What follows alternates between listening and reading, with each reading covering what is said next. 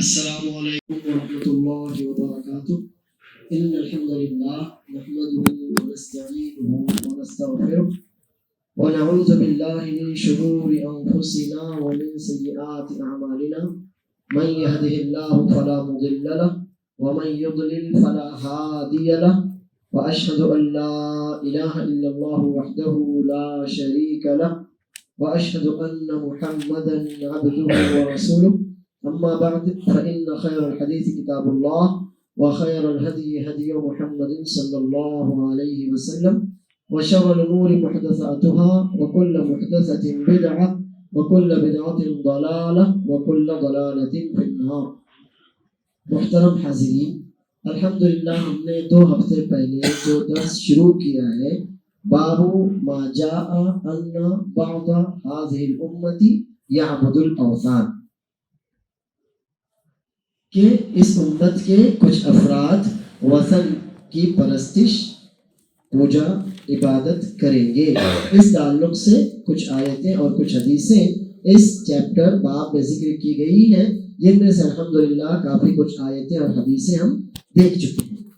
اب آج ہمارے سامنے اس باب کی وہ سب سے آخری حدیث ہے جسے شیخ الاسلام محمد بن عبد الوہاب رحمہ اللہ نے ذکر کیا ہے.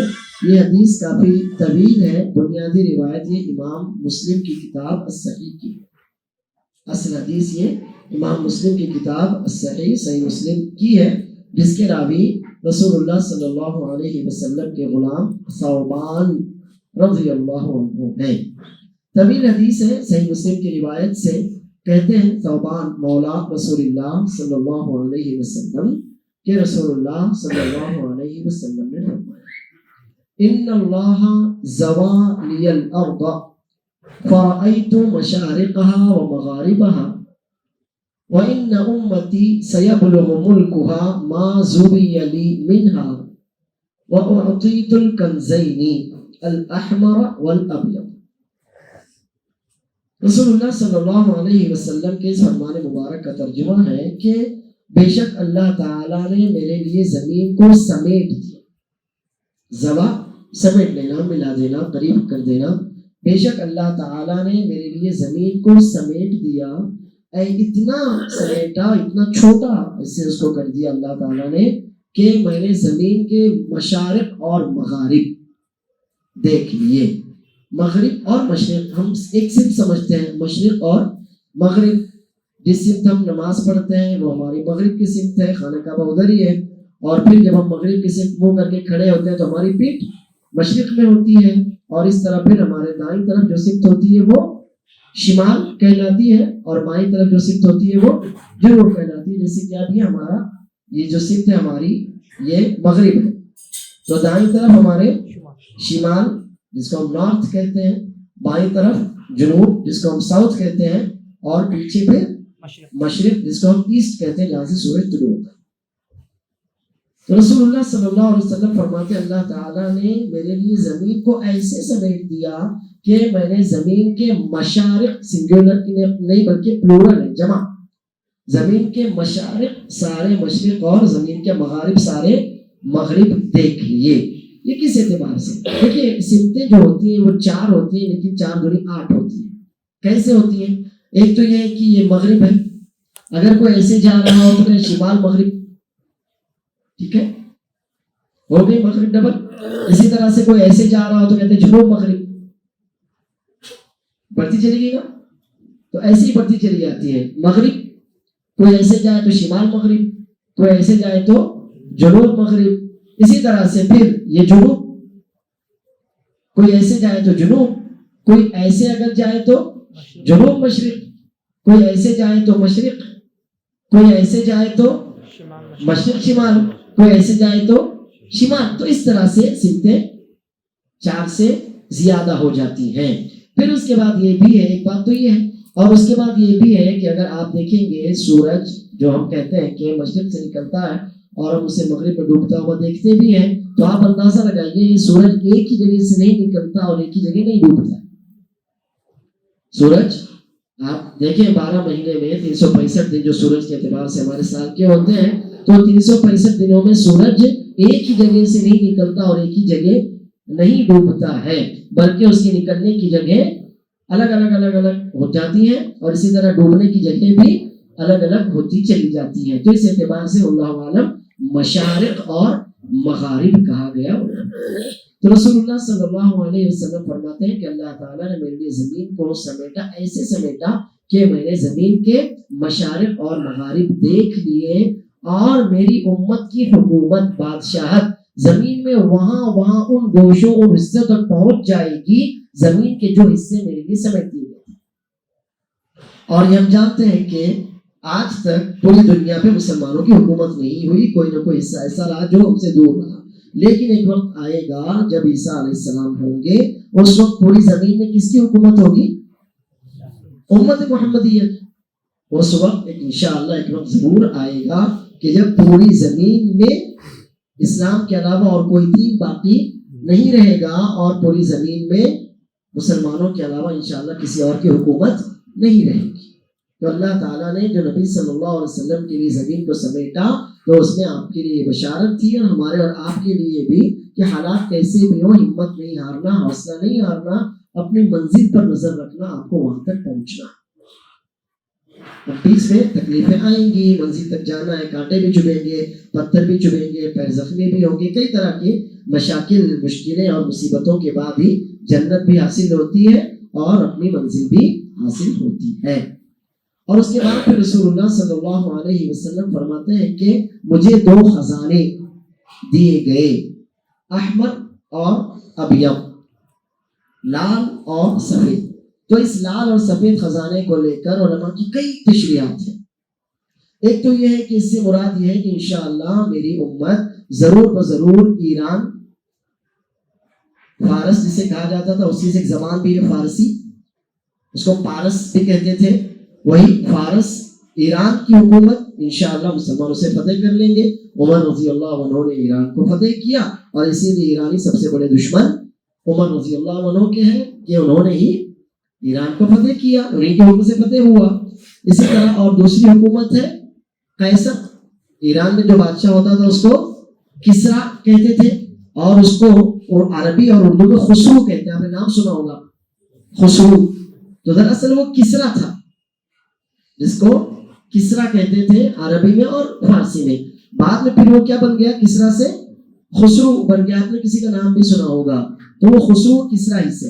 ایران کے بادشاہ کو کسرا کہتے تھے، اور جو عیسائیوں کا، یہودیوں کا جو بادشاہ ہوتا تھا، اس کی حکومت عیسائیوں اور یہودیوں پر تھی۔ اس زمانے میں 2 بڑے سپر پاور تھی، ایک ایرانیوں کی فارسی حکومت، اور دوسری ایرانی مجوسیوں، وہ آج بھی ہے، مجوسیوں کی ایرانی حکومت، جس کا کنگ، جس کا بادشاہ کسرا کہلاتا تھا، خسرو، اور دوسری حکومت تھی عیسائیوں اور یہودیوں کی، جن کا بادشاہ قیصر کہلاتا تھا۔ اور آپ نے سنا ہوگا کہ رسول اللہ صلی اللہ علیہ وسلم کے زمانے میں جو قیصر تھا اس کا نام ہرقل تھا، جو قیصر تھا اس کا نام ہرقل تھا۔ نبی صلی اللہ علیہ وسلم نے اس کو اپنا خط دے کر بھجوایا تھا، تو وہاں ابو سفیان رضی اللہ عنہ بھی تھے، جنہوں نے نبی صلی اللہ علیہ وسلم کی تعریف میں اور جو کچھ اس خط میں تھا ان باتوں کو لے کر کئی سوالات کے جوابات دیے تھے۔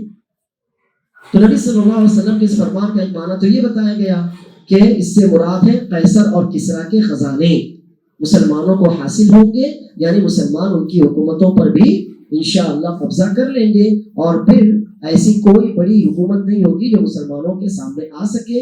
ان کی زمینیں بھی مسلمانوں کی، اور ان کی حکومتیں بھی انشاءاللہ ہم مسلمانوں کی ہوں گی۔ اور عمر بن خطاب امیر المؤمنین رضی اللہ عنہ وارضاہ کے زمانے میں اللہ عز و جل نے ہم کو فتح دی، اور ہم نے روم، یعنی وہ حصہ روم آج اٹلی کا ایک شہر ہے۔ روم آپ سنتے ہو کہ روم وہ ایک جو ملک ہے، اٹلی جس کو کہتے ہیں، اس کا ایک شہر ہے روم، لیکن وہ ایک نام ہے بس، ورنہ رومی سلطنت جو کہلاتی تھی، آپ نے کبھی تاریخ کی سیرت کی کتابوں میں پڑھا ہوگا، رومی سلطنت تو وہ عیسائی اور یہودیوں کی مشترکہ سلطنت ہوتی تھی، جس کا کیپٹل، جس کا دارالخلافہ بیت المقدس ہوتا تھا، یروشلم، جس کا دارالخلافہ کیپٹل، جس کی راجدھانی بیت المقدس یعنی یروشلم ہوتا تھا۔ عمر رضی اللہ عنہ کے زمانے میں اللہ تعالیٰ نے قیصر اور کسرا دونوں حکومتوں کو مفتوح کیا، شکست دی، اور مسلمانوں کو الحمدللہ فاتح بنایا۔ اور یہی وجہ ہے کہ سب سے زیادہ چڑ ان ظالموں کو جن سے ہے وہ کون ہے جی. یہی وجہ کہ ان کی حکومتیں جن کے دور خلافت میں ختم ہوئی وہ عمر بن خطاب رضی اللہ عنہ ہے. اس لیے سب سے زیادہ ان کو دشمنی جس سے ہے وہ عمر رضی اللہ عنہ سے ہے, اور یہ دشمنی ان کے ساتھ قیامت تک چلتی چلی جائے گی. اللہ سوائے یہ کہ اللہ تعالیٰ ان کے دلوں میں ایمان کی روشنی ڈال دے, ورنہ تو پھر دشمنی نہیں نکلنے والی.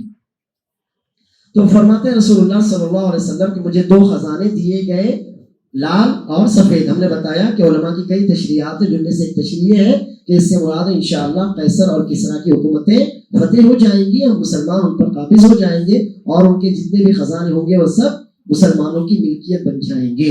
ایک اس میں قول یہ ہے, اور دوسرا قول اس میں یہ ہے کہ عام طور سے جو رنگ ہوتے ہیں لوگوں کے, وہ ایک روایت میں اسود کا بھی لفظ ہے, اصفر کا بھی. عام طور سے جو لوگوں کے رنگ ہوتے ہیں وہ سفید یا پیلے یا کالے یا سانولے ایسی رنگ ہوتے ہیں. تو مطلب یہ کہ ہر طرح کے لوگوں پر انشاءاللہ اسلام چھائے گا, اور ہر طرح کے نسل قبیلے رنگ کے لوگ اسلام میں داخل ہوں گے. ایسی ایک تشریح اس میں یہ بھی ہے کہ لال اور سفید سے مراد ہے رات اور دن, یعنی اسلامی حکومت انشاءاللہ ایسی ہوگی کہ جس کا سورج نہیں ڈوبے گا. اسلامی حکومت انشاءاللہ ایسی ہوگی کہ جس میں سورج نہیں ڈوبے گا. کیا مطلب ہے سورج نہیں ڈوبے گا؟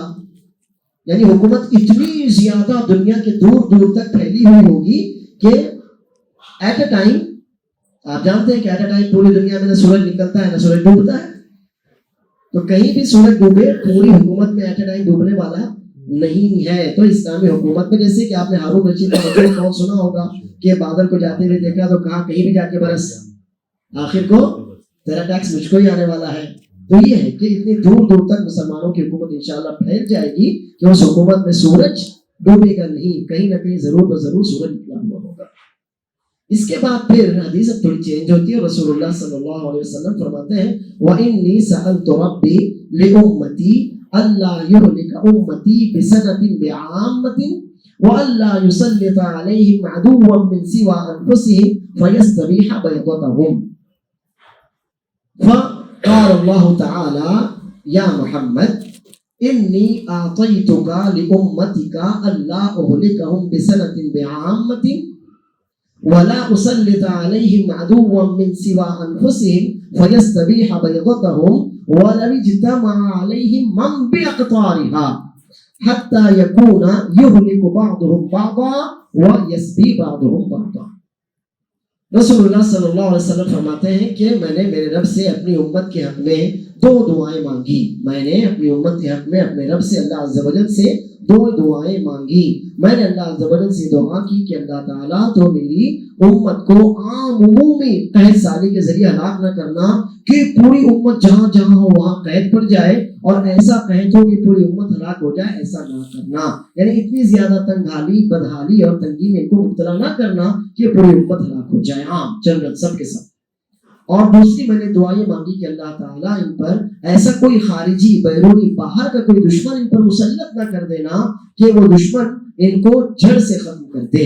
ایسا کوئی بھی دشمن ان پر مسلط نہ کرنا. یہ 2 دعائیں میں نے مانگی.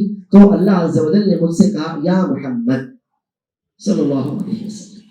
رسول اللہ صلی اللہ علیہ وسلم کا نام آئے تو صلاۃ اور سلام دونوں ضروری ہو جاتے ہیں. صرف آپ کہیں علیہ السلام تو بات پوری نہیں ہوئی. ہاں آپ کہیں آدم علیہ السلام, آپ کہیں نوح علیہ السلام, ابراہیم علیہ السلام, بے شک بالکل صحیح ہے, کیونکہ اللہ عز و جل نے کیا فرمایا. مثلا قرآن کریم کی کئی آیتیں ہیں, سلام علی ابراہیم ہے, سلام علی نوح ہے, سلام علی موسیٰ و ہارون ہے. ایسے کئی انبیاء علیہ السلام کے اللہ عز و جل نے ذکر قرآن کریم میں ان کے تذکرے کیے, اور پھر کہا سلام علی ابراہیم, سلام علی نوح, سلام علی موسیٰ و ہارون. تو ہم کہتے ہیں کہ اس سے معنی یہ ہوا کہ جب ان کا نام آئے, ان کا ذکر آئے, تو ہم کیسے کہیں نوح علیہ السلام, ابراہیم علیہ السلام, کیونکہ اللہ نے وہی کہا. لیکن ہمارے نبی صلی اللہ علیہ وسلم کا معاملہ بہت اونچا ہے. اللہ عز و جل نے فرمایا صلو علیہ وسلموا تسلیما. دونوں باتیں ہونا چاہیے. صلاۃ یعنی اللہ عز و جل سے دعا, رحمتوں کی, اللہ کی عنایات اور نوازشوں کی, اور سلامتی دونوں ہونا چاہیے. تو جب بھی نبی صلی اللہ علیہ وسلم کا نام آئے تو ہم کو دونوں کہنا پڑے گا. یا تو آپ کہیں صلی اللہ علیہ وسلم, اور یا تو آپ کہیں علیہ الصلاۃ والسلام. دونوں آپ کو لیکن کہنا پڑے گا. کبھی بھی صرف علیہ السلام کہہ کر نہیں گزرنا. یہ نبی صلی اللہ علیہ وسلم کے حق میں کوتاہی مانی جائے گی. بلکہ اگر ہم یہ کہیں کہ صلاۃ و سلام واجب ہے، جب بھی نبی صلی اللہ علیہ وسلم کا ذکر آئے یا آپ کا نام آئے تو پھر ایسی صورت میں آدمی گنہگار ہوگا، کیونکہ دونوں واجب ہے نا. اللہ نے کہا سلو سلیمو، واجب ہوا، اور جب واجب ہوا تو آپ نے آدھا کام کیا، آدھا نہیں کیا تو پھر اللہ بچائے ہم کو اور آپ کو گناہگار ہم ہوں گے. تو یہ بھی اولا سب سے پہلی بات تو یہ ہے کہ ہم رسول اللہ صلی اللہ علیہ وسلم کی نہ کہ یا محمد، نہیں، اللہ نے صحابہ کرام کو بھی منع کر دیا تھا کیسے نہیں مخاطب کرنا ہمارے نبی کو، یا رسول اللہ کہنا یا نبی اللہ کہنا. تو یہ تو اس وقت تھا جب مخاطب کرنا ہوتا تھا. آج ہم مخاطب تو نہیں کر رہے نا. ہمارا تو یہ عقیدہ ہے کہ رسول اللہ صلی اللہ علیہ وسلم کو اللہ نے فرمایا انک میت وانہم میتون، اللہ نے فرمایا، میں نے تو کہا نہیں. اور پھر صحابہ کرام کا یہ عقیدہ تھا کہ نبی صلی اللہ علیہ وسلم کی وفات ہوگی، ان پر ان کا اتفاق ہوا. جب ابو بکر صدیق رضی اللہ عنہ نے کون سی آیت پڑھی تھی؟ وما محمد الا رسول قد خلت من قبلہ الرسل افإن مات. صحابہ کرام میں اتفاق ہو گیا کہ نبی صلی اللہ علیہ وسلم کی وفات ہوگی، اور ہم یہ عقیدہ رکھتے ہیں کہ جس کی وفات ہوتی ہے وہ قبر میں ہوتا ہے، اور جب وہ قبر میں ہوتا ہے تو حرکت و عمل کی اب کوئی گنجائش باقی نہیں رہتی. نہ آپ ہماری دعائیں سنتے ہیں، نہ آپ ہماری مدد کر سکتے ہیں، کچھ بھی نہیں. جو ہے وہ اللہ عز و جل قادر ہے، اللہ قدیر ہے، اللہ مقتدر ہے، اللہ حی سمیع بصیر ہے، اللہ عز و جل ہمیشہ سے ہمیشہ رہنے والا ہے. تو یاد رکھیے نبی صلی اللہ علیہ وسلم کا جب بھی تذکرہ آئے تو اولاً صلاۃ اور سلام دونوں، اب جیسے کہنا چاہیں علیہ الصلاۃ والسلام کہیں، صلی اللہ علیہ وسلم کہیں، لیکن دونوں ہونا چاہیے. اب اس کے بعد اللہ عز و جل نے مخاطب کیا اور فرمایا کہ یا محمد، اے محمد صلی اللہ علیہ وسلم، میں تمہاری خاطر تمہاری امت کے حق میں یہ دعا قبول کرتا ہوں. میں تمہاری خاطر تمہاری امت کے حق میں یہ دعائیں قبول کرتا ہوں کہ میں تمہاری پوری امت کو عام عمومی قحط سالی کے ذریعے ہلاک نہیں کروں گا، کہ پوری امت قحط میں مبتلا ہو جائے اور پوری امت قحط سے فاقوں سے مر جائے، ایسا نہیں ہوگا. آپ کی دعا قبول ہے. اور پھر کہا تمہاری دوسری دعا، تو میں یہ بھی دعا قبول کرتا ہوں کہ تمہاری امت پر ایسا کوئی بھی بیرونی، باہر کا، خارجی، ایسا کوئی دشمن مسلط نہیں کروں گا کہ جو پوری امت کو ختم کر دے، ان کی جڑ کاٹ دے. ایسا نہیں ہوگا. گرچہ من باقطار، یا زمین کے کناروں پر کہیں پہ رہنے والے لوگ سب کے سب تمہاری امت کے خلاف اکٹھا ہو جائیں، تب بھی تمہاری پوری امت ہلاک نہیں ہوگی. پوری امت ہلاک نہیں ہوگی. گرچہ کون اکٹھا ہو جائے؟ پوری دنیا. اور معلوم ہے آپ کو جو الفاظ ہیں وَلَوِ اجْتَمَعَ عَلَيْهِ مَنْ بِأَقْطَارِهَا، زمین کے قطر یعنی کنارہ، قطر اس کو کہتے ہیں نا، یعنی کنارہ. قطر، اسی سے قطر ایک ملک ہے چونکہ وہ کنارے پر ہے سعودیہ سے، تو قطر ہو گیا وہ. تو قطر یعنی کنارہ، گوشہ، دو الگ تھلگ رہنے والا. تو آپ نے فرمایا کہ اللہ تعالیٰ نے فرمایا پوری دنیا کے کناروں گوشوں میں دور دراز کہیں پہ رہنے والے پورے لوگ، من جو بھی ہیں، اور اس میں جنات بھی داخل ہیں اور انسان بھی داخل ہیں، جتنے بھی لوگ ہیں سب کے سب تمہاری امت کے خلاف اکٹھا ہو جائیں نا تو بھی پوری امت کو ہلاک نہیں کر سکیں گے. جہاں میں اہل ایمان صورت خورشید جیتے ہیں. ہم مسلمان دنیا میں کیسے جیتے ہیں؟ سورج کی طرح. ادھر ڈوبے ادھر نکلے، ادھر ڈوبے ادھر نکلے. ہم ڈوبنے والے، ختم ہونے والے نہیں ہیں. وقتی طور پر پریشانی ہوتی ہے، کسی ایک علاقے میں مسلمان پریشان ہے، اللہ ان کی پریشانی دور کرے. کسی مخصوص زمانے میں تکلیف آئی، دشمن کا قبضہ ہوا، اللہ نے نجات دی، اور اللہ ہمیشہ نجات دینے والا ہے. تو مسلمان کبھی پورے کے پورے ہلاک ہونے والے نہیں ہیں انشاءاللہ، تاکہ قیامت آ جائے. اور اسی میں نام باقی کے اور شعر پڑھتے ہوں گے. کچھ بات ہے کہ ہستی مٹتی نہیں ہماری، پورے مسلمان ختم ہونے والے نہیں. تو یہ اللہ کا وعدہ ہے، اور اللہ کا وعدہ تو وَكَانَ وَعْدُ اللَّهِ مَفْعُولًا، اللہ کا وعدہ یقیناً برحق ہوتا ہے اور وہ ثابت ہو کر رہتا ہے. اللہ نے فرمایا کہ میں تمہاری امت پر ایسا کوئی دشمن مسلط نہیں کروں گا کہ جو پوری امت کو ختم کر دے، کہ جڑ کاٹ دے، حتیٰ کہ چاہے پوری دنیا کے لوگ، جنات، انسان، سب تمہاری امت کے خلاف اکٹھا ہو جائے تب بھی یہ کام نہیں ہو سکے گا.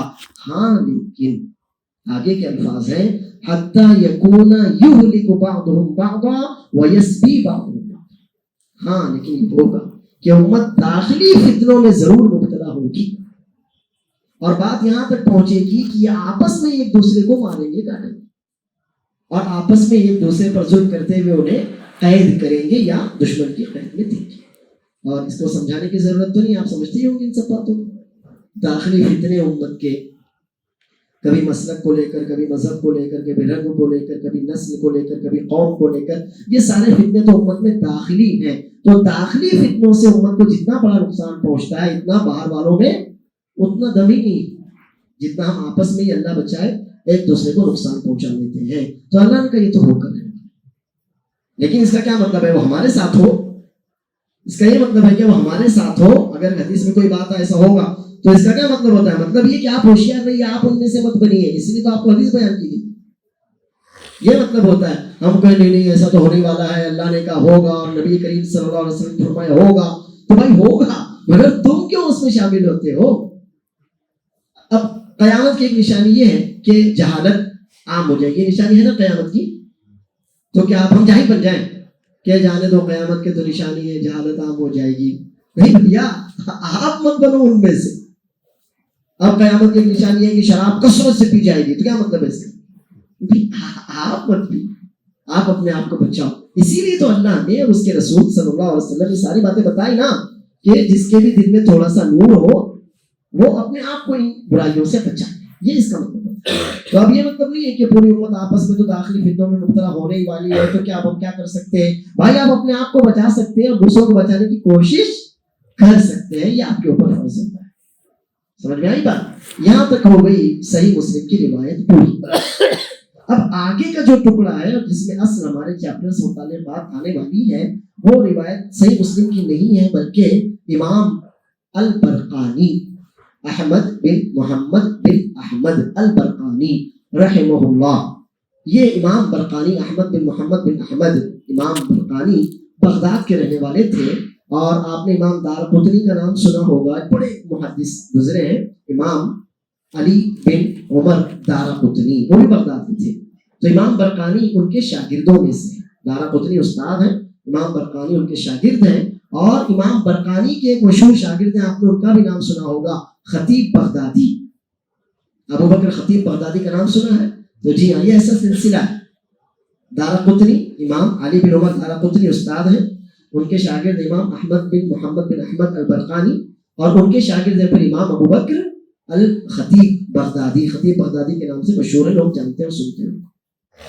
تو امام برقانی نے ایک بڑی کتاب لکھی، اس کا نام رکھا المسند. اور اسی طرح سے انہوں نے ایک کتاب لکھی جس کا نام رکھا انہوں نے التخریج لصحیح الحدیث. التخریج لصحیح الحدیث. اس کتاب میں انہوں نے یہ کوشش کی کہ وہی روایات ذکر کریں جو امام بخاری اور امام مسلم نے ذکر کی ہیں، اور ان میں جو اضافہ ہے، جیسے امام مسلم کی روایت آ گئی آپ کے سامنے، کچھ ایسے الفاظ ہیں جو کہیں اور سے ہم کو ملے، امام مسلم نے ذکر نہیں کیا، ان کو ذکر کریں. یا وہی روایت جو صحیح بخاری اور صحیح مسلم میں ہے، کسی اور سند سے بھی آئی ہے، اس کو ذکر کریں. کبھی راوی بدل جاتا ہے، کبھی الفاظ میں اضافہ ہو جاتا ہے، کبھی کچھ اور باتیں مل جاتی ہیں. تو انہوں نے اسی کو تخریج کہتے ہیں. جو لوگ جانتے ہیں علم حدیث وہ جانتے ہیں کہ تخریج اسی کو کہتے ہیں، کہ کسی بھی روایت کو ہر طرح سے جمع کر لیا جائے، اس کے راویوں سے، سندوں سے اور متن کے ہر اعتبار سے جمع کر لیا جائے، تو اس کو تخریج کہتے ہیں. تو انہوں نے کیا نام رکھا کتاب کا؟ تخریج لصحیح الحدیث. یعنی صرف صحیح حدیثوں کی تخریج، یعنی ان کو اکٹھا کرنا ہے ہم کو. اور اس میں بھی کون سی کتابوں کی صحیح حدیث ہے؟ صحیح بخاری اور صحیح مسلم. تو انہوں نے صحیح بخاری اور صحیح مسلم کی جو روایات ہیں انہیں اپنی سندوں سے اس میں ذکر کیا، اور اس کے بعد جو کچھ اضافہ ہوتا ہے، یعنی الفاظ میں کچھ الفاظ بدل گئے، کچھ الفاظ زیادہ ہو گئے، ان ساری باتوں کو انہوں نے اپنی اس کتاب میں ذکر کرنے کی کوشش کی ہے. کتاب الحمدللہ یہ موجود ہے، مگر ابھی تک یہ پرنٹ آؤٹ نہیں ہوا. اللہ انشاءاللہ اس کے لیے بھی کوئی راہنمائی کر دیں گے انشاءاللہ. ٹھیک ہے. جامعہ اسلامیہ مدینہ یونیورسٹی کی جو لائبریری ہے الحمدللہ وہاں پر یہ ہاتھ سے لکھی ہوئی موجود ہے. ابھی تک پرنٹ نہیں ہوئی ہے. انشاءاللہ اللہ عز و جل قادر ہے کہ پرنٹ کر دے گا، بہت سے فائدے ہو جائیں گے. تو امام برقانی کی کتاب ہے، اس میں انہوں نے آگے کے جو الفاظ ہیں اس روایت کے ان کو ذکر کیا ہے، اور وہی اصل ہمارے چیپٹر سے متعلق ہے. اس میں آگے ہے کہ اللہ کے رسول صلی اللہ علیہ وسلم نے مزید یہ فرمایا، وَإِنَّمَا أَخَافُ عَلَىٰ أُمَّتِي الْأَئِمَّةَ الْمُضِلِّينَ. مجھے اپنی امت پر ڈر ہے گمراہ کرنے والے اماموں سے، ائمہ سے، گمراہ کرنے والے ائمہ سے. اور ائمہ میں دو لوگ شامل ہوتے ہیں، ایک تو امام حاکم. امام یعنی کون؟ مسلمانوں کا سربراہ، مسلمانوں کا حاکم، اس کو بھی امام کہتے ہیں. اور امام جو علماء ہوتے ہیں. تو امت جو گمراہ ہوتی ہے انہی دو کے ذریعے گمراہ ہوتی ہے. ایک تو حاکم ہے، اب وہ حاکم ہے تو امت کو جو چاہے حکم دے. جیسے کہ رسول اللہ صلی اللہ علیہ وسلم کی قبر کا جو حصہ ہے وہ مسجد نبوی میں نہیں تھا، وہ الگ تھا، لیکن آج وہ مسجد نبوی کے اندر ہے. تو علماء نے تو منع کیا تھا اس سے، لیکن عبد الملک بن مروان انہوں نے کہا نہیں، شامل کرو اس کو. تو آج وہ ہرا گنبد مسجد نبوی کی پہچان بن گیا، حالانکہ ہم کہتے ہیں مسجد ہے ہی نہیں، وہ تو قبر کا مزار ہے، قبر کا گنبد ہے نا وہ. اور آج مسجد نبوی کی پہچان ہے کہ نہیں وہ؟ حالانکہ وہ مسجد نہیں ہے، وہ تو قبر کے اوپر بنایا گیا ہے، نعوذ باللہ. ایک گنبد ہے، ہم تو کہتے ہیں کہ بھائی اس کا اسلام میں کوئی تصور ہی نہیں ہونا چاہیے، لیکن اب ہو گیا تو ہو گیا. ایسے ہی ہوتا ہے کہ حاکم اپنے امت، اپنے عوام کو جس بات کا حکم دے دے. جیسے کہ یہ تعزیہ بازی کہاں شروع معلوم آپ کو؟ یہی سب شیعوں جو ان کے فاطمی، جو ان کے حاکم ہوتے تھے، انہوں نے پابند کیا سب لوگوں کو کہ محرم کے مہینے میں جلوس نکالنا، تعزیے بنانا، عورتیں بھی بال نوچے، کھلے بالوں سے باہر نکلے، ناچے، اور جو بھی کرتے وہ سب ماتم ماتم ناچنا گانا، وہ سب حاکموں کی طرف سے آیا. تو ایک تو یہ حاکم ہوتے ہیں جو امت سے غلط کام کرواتے ہیں، ان کو مجبور کرتے ہیں. اور دوسرے علماء، اس میں بیان کرنے کی ضرورت ہی نہیں، آپ تو اچھی طرح سمجھتے ہیں. آج جتنے بھی یہ شرکیات، خرافات، یہ کوڈے اور وہ گملے اور وہ یہ ساری چیزیں، کون ہے ان ساری خرافات اور بدعات کے پیچھے؟ وہ عالم ہی ہے نا. اب وہ عالم ہے کہ جاہل اللہ جانے، لیکن وہ عوام کے درمیان عالم کی حیثیت سے ہے کہ نہیں ہے؟ یہی لوگ ہوتے ہیں کہ یا تو عالم ہوتے نہیں، اپنے آپ کو ظاہر کراتے ہیں کہ ہم عالم ہیں، تو امت گمراہ ہو جاتی ہے ان کے پیچھے. اور یا تو یہ کہ ان کا مقصد ہی ہوتا ہے لوگوں کو گمراہ کیا جائے. تو وہ ایسے ہوتے ہیں جن کو آپ دیکھتے ہی ہوں گے، زیادہ بولنے کی ضرورت نہیں ہے. تو پھر ایسے لوگوں سے رسول اللہ صلی اللہ علیہ وسلم نے فرمایا کہ مجھے اپنی امت پر ڈر ہے، کیونکہ یہی تو مین لوگ ہوتے ہیں جو جن کے ہاتھ میں امت کی باغ ڈور ہوتی ہے. یہی دو لوگ ہوتے ہیں جن کے ہاتھ میں امت کی باغ ڈور ہوتی ہے. جیسے علماء فتوے دیں گے ویسے عوام کام کرے گی، علماء جن چیزوں کے فضائل بتائیں گے، جن سے روکیں گے، عوام ویسے ہی کرنے والی. حاکم جو چیز آپ کے اوپر لاد دے آپ وہی کرنے والے ہیں. تو نبی کریم صلی اللہ علیہ وسلم نے فرمایا مجھے اپنی امت پر ان دونوں گمراہ کرنے والے ائمہ، حکام اور علماء کی طرف سے ڈر ہے. اور آپ دیکھ سکتے ہیں اس کا اللہ بچہ. اس کے آگے آپ فرماتے ہیں وَإِذَا وَقَعَ عَلَيْهِمُ السَّيْفُ فَلَمْ يُرْفَعْ إِلَىٰ يَوْمِ الْقِيَامَةِ. اور جب امت کے درمیان تلوار ڈال دی جائے گی تو قیامت تک پھر وہ اٹھائی نہیں جائے گی. یعنی امت اگر ایک بار جھگڑوں میں مبتلا ہوئی، فتنوں میں مبتلا ہوئی، اس نے اس کو کافر، اس نے اس کو کافر کہنا شروع کیا، تو اب وہ قیامت تک یہ سلسلہ تھمنے والا نہیں ہے. ہاتھ ملانے سے لوگوں کی نکاح ٹوٹ جاتا ہے، سنا ہی ہوگا کہ ہاتھ نہیں ملانا نکاح ٹوٹ جائے گا، جنازے کی نماز پڑھے تو نکاح ٹوٹ گیا. یہ سب کیا ہے؟ یہ تلوار کی جو شکلیں ہیں نا، تلوار کی یعنی لڑائی جھگڑے آپسی اختلافات کی بڑی شکلیں ہیں. اب یہ قیامت تک ختم ہونے والے نہیں. مطلب قیامت کا مطلب جب تک اللہ عز و جل امت کو عیسیٰ اور مہدی کے نام پر ایک نہ کرتے. اب مہدی کے نام پر کتنے سارے جھگڑے ہیں یہ بھی آپ اچھی طرح جانتے ہیں. تو جب تک عیسیٰ علیہ السلام نہیں آئیں گے تب تک یہ سب ختم ہونے والا نہیں. اس کے آگے کے جو الفاظ ہیں وہ ہمارے چیپٹر سے متعلق. یہ ہے اصل ہمارے باب سے متعلق روایت کا ٹکڑا.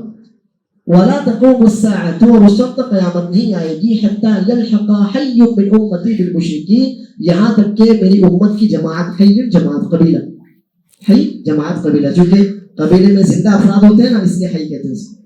حَتَّى يَلْحَقَ حَيٌّ مِّنْ أُمَّتِي بِالْمُشْرِكِينَ، یہاں تک کہ میری امت کا قبیلہ. اور صحیح مسلم کی ایک روایت ہے اس میں الفاظ ہیں حَتَّى تَلْحَقَ قَبَائِلُ مِنْ أُمَّتِي.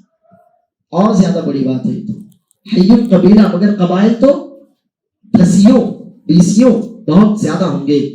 اور قیامت تو اس وقت تک نہیں آئے گی حتیٰ کہ میری امت کے بہت سے قبیلے مشرکوں سے مل جائیں. مشرکوں سے مل جائیں کیا معنی مل جائیں؟ یعنی ان کی وہی حرکتیں، ویسے ہی اعمال، ویسی عبادتیں ہوں گی جیسی کس کی ہوتی ہیں؟ مشرکین کی ہوتی ہیں. تو یہ آپ دیکھ ہی سکتے ہیں، نظر غیر اللہ کے نام پر، جانور چھوڑنا غیر اللہ کے نام پر، قربانیاں غیر اللہ کے نام پر، ماتھے ٹیکنا غیر اللہ کے نام پر، اور طواف کرنا. طواف صرف ہمارے یہاں ایک ہی چیز کا طواف ہوتا ہے اور وہ کیا ہے؟ خانہ کعبہ، اس کے علاوہ ہم کسی کا طواف نہیں کرتے، ہم کسی کا بھی طواف نہیں کرتے اس کے علاوہ. لیکن آپ نے دیکھا ہوگا کہ قبروں کے بھی طواف ہو رہے ہیں. تو یہ سارے کام جو اللہ کے لیے یا مخصوص جگہ پر ہی کرنا چاہیے، وہ کام ہر جگہ ہو رہے ہیں کہ نہیں ہو رہے؟ اور کوئی ایک مخصوص قوم نہیں بلکہ بہت سے لوگ کر رہے ہیں. اور اپنے آپ کو شامل کس میں کرتے ہیں؟ وہ کس میں شامل کرتے ہیں؟ امتی، یعنی اپنے آپ کو امت محمدیہ کا فرد بھی بولتے ہیں. اور کرتے ہو کون سی حرکتیں ہیں؟ آپ نے یہ بھی دیکھا ہوگا کہ بہت سے مسلمان گنپتی بھی بٹھاتے ہیں اور ناشتے گاتے بھی ہیں، بہت سے تلک بھی لگا لیتے ہیں. یہ ساری باتیں سنی ہے کہ نہیں آپ نے؟ یہی ہے، وہ مشکلوں سے مل جائیں گے. اس سے آگے کی بات ہے وَحَتَّى تَعْبُدَ فِئَامٌ مِّنْ أُمَّتِي الْأَوْثَانَ، فِئَام جماعتیں، اور یہاں تک کہ میری امت کی بہت سی جماعتیں اوثان، وثن، ہم پچھلے ہفتے آپ کو یاد کرا چکے، سب صنم، وثن، جبت، طاغوت، یہ سب یاد کرا چکے. حتیٰ کہ میری امت کی بہت سی جماعتیں وثن، اور وہ بھی کئی طرح کے اوثان کی عبادت کرنے لگیں. قیامت اس وقت تک نہیں آئے گی حتیٰ کہ یہ دو بڑے کام نہ ہو جائیں. اور امت محمدیہ یہ کام کرے گی. ایک کام تو یہ کہ بہت سے قبیلے مشرکوں سے مل جائیں گے، ان کا چال چلن، ان کا طور طریقہ، ان کے انداز و اطوار، ان کا کلچر، ان کی تہذیب سب وہی ہو جائے گی. اور اس کے بعد اس سے بھی آگے بڑھ کر کیا، عبادتیں تک. ان کی عبادتیں بھی اب اللہ کے لیے نہیں ہوں گی بلکہ اوثان، وثن. اور قبر بھی وثن ہی ہے، قبر بھی وثن ہی ہے. جس کی بھی عبادت کی جائے، مورت نہ ہو، کسی بھی شکل میں ہو، وہ وثن ہے. تو میری امت کے بہت سی، امت اپنے آپ کو امتی بھی بولیں گے، تو میری امت کی بہت سی جماعتیں اوثان کی عبادت کرنے لگ جائیں. یہ دو یہ ٹکڑے ہمارے اس چیپٹر سے متعلق ہیں. ہمارا چیپٹر ہے کہ اس امت کے بہت سے لوگ وثن کی عبادت کرنے لگ جائیں گے. حدیث یہ ثابت ہوتا ہے کہ ایسا ضرور ہوگا، اور یہ ہم دیکھتے ہیں کہ ایسا ہو رہا ہے ہماری آنکھوں کے سامنے. یہ ہو رہا ہے. آگے اس روایت، ابھی روایت اور باقی ہے. آگے اس روایت میں ہے کہ رسول اللہ صلی اللہ علیہ وسلم فرماتے ہیں وَإِنَّهُ سَيَكُونُ فِي أُمَّتِي 30 كَذَّابُونَ كُلُّهُمْ يَزْعُمُ أَنَّهُ نَبِيٌّ وَإِنَّهُ لَا نَبِيَّ بَعْدِي وَأَنَا خَاتَمُ النَّبِيِّينَ، کہ میری امت میں 30 بڑے بڑے جھوٹے دجال، دجال یعنی فریبی، دھوکے باز، مکار، اور میری امت میں 30 بڑے بڑے جھوٹے دجال، مکار، خبیث لوگ آئیں گے. ہر شخص کا یہ دعویٰ ہوگا کہ وہ نبی ہے، ہر شخص نبوت کا مدعی ہوگا. لیکن سن لو، میں یعنی رسول کریم صلی اللہ علیہ وسلم، ما کان محمد ابا احد من رجالکم ولکن رسول اللہ و خاتم النبیین. تو آپ نے فرمایا سن لو کہ میں ہی نبی صلی اللہ علیہ وسلم ہی خاتم النبیین ہے، لا نبی بعدی، میرے بعد کوئی نبی نہیں ہوگا. اب حدیث میں تو فرمایا 30، مگر ہمارے علماء کرام نے، محدثین نے ان لوگوں کی جو فہرست تیار کی ہے جنہوں نے نبوت کا دعویٰ کیا، وہ 100 کے آس پاس، اور وہ تعداد بڑھتی جا رہی. پھر 30 کا کیا معنی ہے؟ تو 30 کا معنی ہمارے علماء نے یہ بتایا کہ یہ بہت زیادہ مشہور ہونے والے لوگ، جو چھوٹے موٹے ہوں گے ان کو تو کوئی گنے گا ہی نہیں، بارش کی کیڑے جیسے وہ ادھر ادھر 2 4 7 10 سال میں ختم. لیکن 30 ایسے لوگ ہوں گے کہ جن کا فتنہ بہت دور تک پھیلے گا اور بہت لمبے زمانے تک ہوگا. جیسے غلام احمد قادیانی کا نام تو سنا ہی ہوگا. اب اس بیچارے کا نام ہے غلام احمد قادیانی، لیکن آج امت کا ایک بڑا طبقہ اس سے متاثر ہے کہ نہیں ہے؟ ان کا باقاعدہ ایک لیڈر ہے، ان کی جیسے ہماری عبادتیں ویسے ان کی عجیب و غریب عبادتیں ہیں. تو ایسے بہت سے، لیکن مشہور ہونے والے 30 ہوں گے، اور یقیناً وہ مشہور ہوں گے جن میں سے ایک مشہور غلام احمد قادیانی ہے. الحمدللہ علماء اہل سنہ والجماعہ، اہل سنہ والجماعہ کہتے ہیں تو لڈو بوبڑے نہیں ہیں. اہل سنہ والجماعہ مطلب قرآن اور سنت کے علماء، وہ علماء جو صحابہ اور تابعین رحمہم اللہ رضی اللہ عنہ کے طریق منہج پر ہیں، ان کو اہل سنہ والجماعہ کہا جاتا ہے. تو الحمدللہ ائمہ اہل سنہ والجماعہ نے ہر زمانے میں قادیانیوں کا زبردست طریقے سے جواب دیا، اور ان میں سب سے زیادہ جو لوگ مشہور ہوئے ان میں علامہ ثناء اللہ امرتسری رحمہ اللہ ہے. ماشاءاللہ انہوں نے بہت کام کیا، اللہ ان کو اس کا اجر. تو ایسے 30 لوگ ہوں گے، ہم نے بتایا ہے تو بہت سے، لیکن جن کا فتنہ زیادہ دور دور تک پھیلے گا، ज्यादा लोग उससे मुतासिर होंगे और जितना वो काफी लंबे पीरियड लंबे मुद्दत तक रहेगा। ऐसे 30 लोग होंगे, वो सब इस बात का दावा करेंगे कि वो नबी है, लेकिन सुन लो मैं यानी रसूल करीम सल्लल्लाहु अलैहि वसल्लम खातमुन नबिय्यीन है, अब आपके बाद कोई नबी आने वाला नहीं है। देखो एक बात हमेशा याद रखना कि लोगों को बेवकूफ बनाना बहुत आसान है, बस आपको ट्रिक आना चाहिए। अब हदीस क्या कहती है, इसी हदीस से कैसे गुमराह बनाते हैं लोग, देखो वाना खातमुन नबिय्यीन, क्लियर है ना कि मैं यानी नबी करीम सल्लल्लाहु अलैहि वसल्लम खातमुन नबिय्यीन है। और आगे आपने फिर कहा ला नबी बाद, हालांकि बात हो गई थी, लेकिन आगे क्या कहा फिर से ला नबी बाद, यानी मेरे बाद कोई नबी नहीं होगा। हालांकि बात हो चुकी थी ना, खातमुन नबिय्यीन में बात हो गई, लेकिन उसी की ताकीद के लिए कि मेरे बाद कोई नबी नहीं होगा। तो एक आया और कहा कि देखो नबी सल्लल्लाहु अलैहि वसल्लम ने फरमाया ना ला नबी बादी, तो ये जो ला है ना ये एक आदमी का नाम है और वो मैं ही हूं। अब देखो कैसा उल्टा हो गया, क्या हो गया, मतलब मेरे बाद ला नबी होगा। देखा तो उम्मत को नहीं, जनरल इंसान को बेवकूफ बनाना बहुत आसान, बस आपके पास ट्रिक है। आपके पास अगर किसी भी तरह की ट्रिक है नऊजुबिल्लाह, तो आप इजीली, जो भक्त है ना हमारे यहाँ पर अंध भक्त, वो आंखों के अंधे नहीं है, वाकों के अंधे। मैंने क्या फरमाया, फइन्नहा ला तामल अबसार, आंखें देखते सब, लेकिन असल अंधा कहाँ है, कौन है, दिल, वो समझता नहीं। तो ये आप देखो हदीस कह रही है कि मैं खातमुन नबिय्यीन हूँ, मेरे बाद कोई नबी नहीं, और वो क्या कहता है कि ला नबी होगा और ला होगी। और ऐसे लोगों के भी फॉलोवर्स हो जाते हैं। फॉलोइंग बहुत इजी है, कोई भी आदमी थोड़ी सी ट्रिक सीख ले भाई तो उसके फॉलोवर्स हो जाते हैं। और सबसे आसान जगह जहाँ किसी को बेवकूफ बनाया जा सकता है वो दीन। सबसे आसान स्टेज जहाँ से किसी को बेवकूफ बनाया जा सकता है वो कौन सा स्टेज है, दीन। जो कुछ भी हमारे मुल्क में हो रहा है किस नाम पर हो रहा है, आप अरबों लोगों को बेवकूफ बनाते हैं बैक वक्त, कोई आपके खिलाफ बोलने वाला भी। तो दीन का स्टेज ऐसा है धर्म के, जिसके नाम पर आप एनी टाइम कभी भी कहीं भी हजारों लोगों को बेवकूफ बना सकते हैं, बिल्कुल। और वो अपना दिल, अपनी जान, अपना सब कुछ आपके हाथ में रख देंगे, बस आपको थोड़ी सी ट्रिक आना चाहिए। सिखा नहीं रहा हूँ आपको, बचा रहा हूँ, अल्लाह महफूज रखे आपको। यहाँ तक की हदीस हुई, इसके बाद अभी एक टुकड़ा और इसमें बाकी है, और वो जो टुकड़ा है वो अलग अलग अल्फाज से सही बुखारी, सही मुस्लिम और कई किताबों में है, इसमें भी है। वला तज़ालु ताइफ़तुम मिन उम्मती ज़ाहिरतुन अलल हक़्क़ि मंसूरा, वला तज़ालु ताइफ़तुम मिन उम्मती ज़ाहिरतुन अलल हक़्क़ि मंसूरा, और मेरी उम्मत की जमात हमेशा हक के साथ गालिब रहेगी और उसकी मदद की जाती रहेगी। इस रिवायत के अल्फाज है, वरना सही बुखारी सही मुस्लिम में रिवायत है वला तज़ालु ताइफ़तुम मिन उम्मती ज़ाहिरीना अलल हक़्क़ि मंसूरीना, और मेरी उम्मत की जमात हमेशा हक के साथ गालिब रहेगी, यानी उसका हक, वो हक पर रहेगी और लोगों को हक की दावत देती रहेगी। यह हक के साथ गालिब रहना। और वलक़द सबक़त कलिमतुना लिइबादिना अल-मुरसलीन इन्नहुम लहुमुल मंसूरून व इन्न जुंदना लहुमुल गालिबून।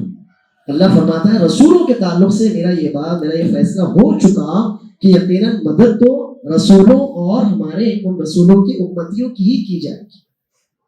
तो ये है कि मेरी उम्मत की एक जमात, क्या फरमाया, पूरी उम्मत नहीं फरमाया, क्योंकि उम्मत तो ये हरकतें कर रही है ना, उम्मत ये हरकतें कर रही है ना, तो आपने फरमाया मेरी उम्मत की एक जमात हमेशा हक पर गालिब रहेगी, यानी हक पर अमल करती रहेगी और उसकी तरफ लोगों को बुलाती रहेगी और अल्लाह की तरफ से उसकी मदद भी की जाती रहेगी। ला यदुर्रुहुम मन खज़लहुम, उन्हें रुसवा करने की कोशिशें करने वाले उनको कभी नुकसान नहीं पहुंचा सकते। और सही मुस्लिम सही बुखारी की रिवायत में इस तरह के अल्फाज है ला यदुर्रुहुम मन खज़लहुम वला मन खालफहुम, ला यदुर्रुहुम मन खज़लहुम वला मन खालफहुम, उनको रुसवा करने की कोशिशें करने वाले, उनकी मुखालफत में आगे बढ़ने वाले, उनको नुकसान पहुंचाने की कोशिशें करने वाले, उनको कभी कोई नुकसान नहीं पहुंचा सकेंगे। नुकसान नहीं पहुंचा सकेंगे ये मतलब नहीं है कि आपको कत्ल नहीं कर सकेंगे, आपका माल नहीं, ये तो होता रहेगा, लेकिन ये कि आपकी दावत रोकनी पड़ेगी।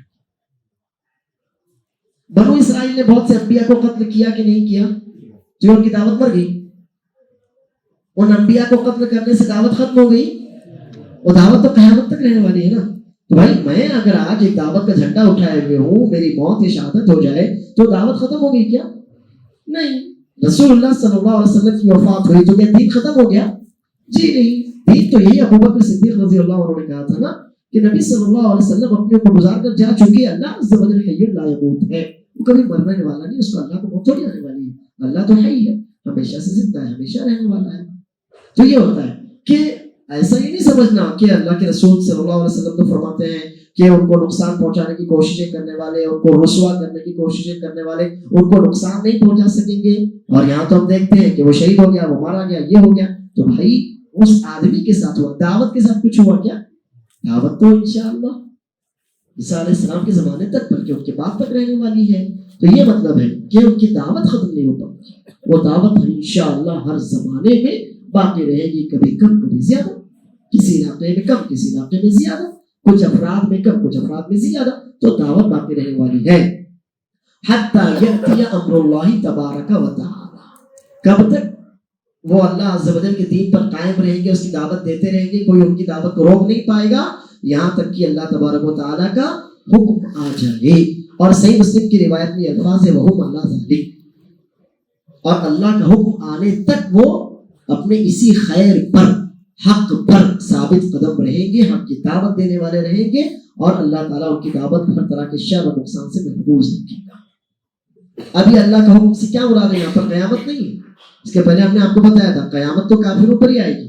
اس کا مفہوم یہ ہے کہ جب اس دنیا سے اہل اسلام کا خاتمہ ہو جائے گا, شام کی طرف سے ایک ہوا چلے گی اور اللہ عز و جل اس ہوا کے ذریعے تمام ایک مومنین کو موت دے گا. تو وہاں تک انشاءاللہ یہ دعوت ضرور و ضرور رہے گی.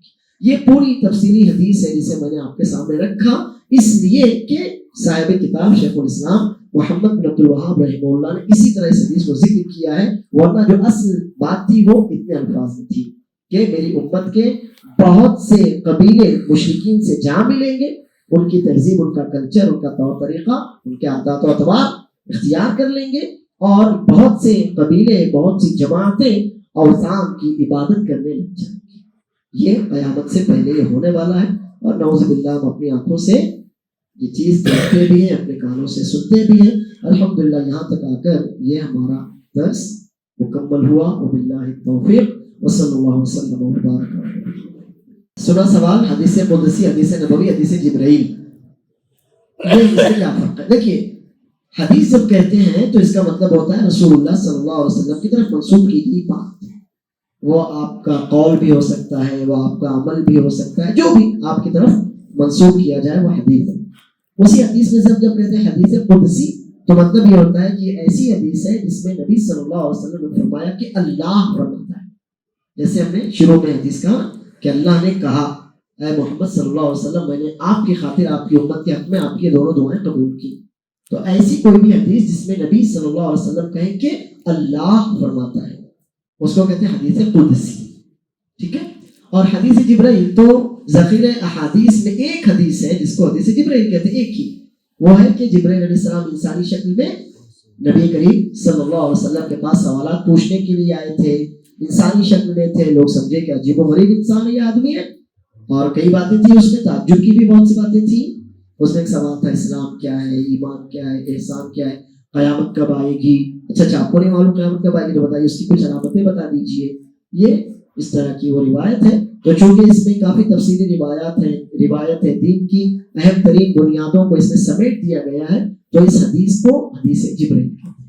تو ایک ہی حدیث جو اصل تفصیلی روایت صحیح مسلم کی پہلی ہی حدیث, اور اس کے راوی وہی ہے. شیطان جن کو دیکھ کے راستہ بدل دیتا ہے اور انشاءاللہ قیامت تک بدلتا رہے گا. اور عمر سے ان کے بیٹے عبداللہ نے اس کو روایت کیا ہے رضی اللہ عنہ. تو اب شیطان جن کو دیکھ کر راستہ بدلے گا وہ اس روایت پر عمل کرنے والے ہیں؟ جی نہیں, ہو ہی نہیں سکتا. ایسی انما الاعمال بالنیات کے راوی بھی وہی ہیں. شیطان جن کے نام سے بھی دکھتا ہے عمر بن خطاب رضی اللہ عنہ صحابت اجمعین. اب یہ سوال ہے کہ بہت سارے لوگ دعویٰ کرنے کو امام مہدی ہیں, تو دعوے کرنے کو تو کوئی کچھ بھی دعوے کر لے, لیکن جو علامتیں ہیں وہ ہونا چاہیے. ایک تو سب سے پہلی بات تو یہ کہ وہ جو امام مہدی ہوں گے ان کا نام مہدی نہیں ہوگا, ان کا نام ہوگا محمد. अब मैं रख दूं अपने बेटे का नाम मोहम्मद, ऐसा भी नहीं होगा, उसके अब्बा का नाम होगा अब्दुल्ला, मोहम्मद बिन अब्दुल्ला। एक बात। दूसरी बात ये कि वो बंदा अरबी होगा,